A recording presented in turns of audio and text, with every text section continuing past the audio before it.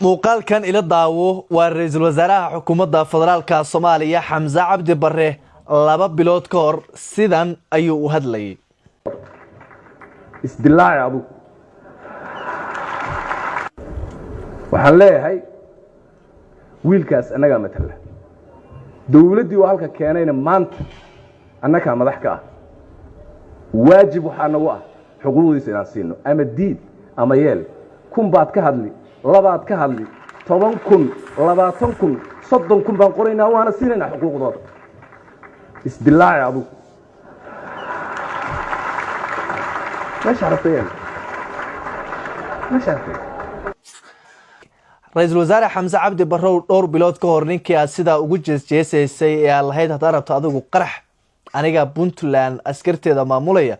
ma ogtahay inuu maanta qabsaday Boosaaso iyo sidoo kale Gaalkacyo iyo meelo kale oo Puntland ka tirsan hubkii iyo saanadii ciidamada federaalku ay lahaayeen ee halkaas aad ku daabuleyseen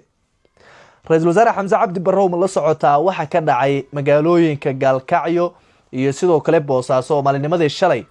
goob fagaaraha dad shacab ah ay hubkii ciidamada dawladda federaalka Soomaaliya ku kala jiiteen misal la socotaa in Siciidani uu hadda si weyn 24 saac la soo dhaafay uu kaga guuleystay damacaagii dhinaca dawladda federaalka Soomaaliya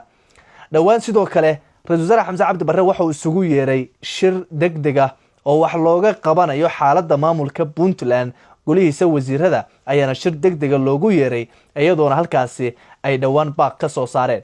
golaha wasiirada xukuumadda federaalka Soomaaliya maanta ceebta iyo fadeexada iyo wajigabaxa iyo goolka siyaasadeed ay ka dhaliyeen maamulada Puntland iyo Jubbaland oo si gaar ah kaga soo jeedo hadii nin kale oo kulul uu joogi lahaa kula tahay waxa dhacay dhici lahaayeen marka la leeyahay ra'iisul wasaaruhu waa nin qabow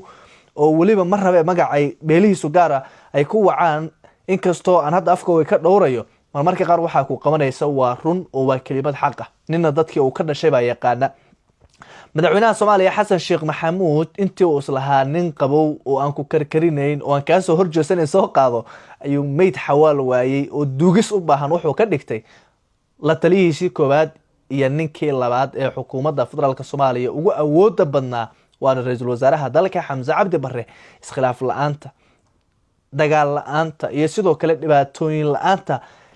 ka jira nidaamka hadda jira madaxweyne Xasan Sheekh Maxamuud oo garwadeenka ka yahay kama iman daacadnimo Xamse ee waxay ku timid miciyaal la'aan Xamse waxaana taa ku cadeynaysa dagaal walba oo gala Xamse Cabdi Barre isla markaana uu la galo maamulada uu sida gaarka uga soo jeedo waa ku hungoobaa mar walba Jubbaland wixii ka dhacay baa la ogaa mar kalena ciidamada federaalka halka ayaa lagu soo jabiyay haddaba su'aashu waxay tahay ra'iisul wasaaruhu ma awood yari tabar la'aan iyo miciyaal la'aan ay ka tahay mise waa nin qaacina oo qiyaanaya nidaamka uu la shaqeynayo ee ra'iisul wasaaraha ka yahay si walba yaataba adigu aragtidaada qaybta hoose ee faalada kumatiga noqon muuqaalkeena fogeey gaarsi saaxiibadaada laakiin Xamse waan kula taliyay maanta uma baahna in golo wasiir loo shiriyo guul darrada markay timid kadib laakiin shalay ay mudnayd in heshiis iyo wada hadal dadka adiga sida gaarka aad uga soo jeedo inaad ku keento ama inaad sidoo kale ka leexato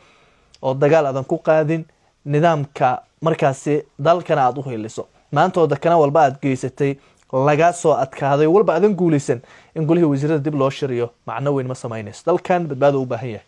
muuqaalkan fogeeya halkan naga daawanaysaan waa CSM aniguna waxaan ahay Cali Baash Cabdi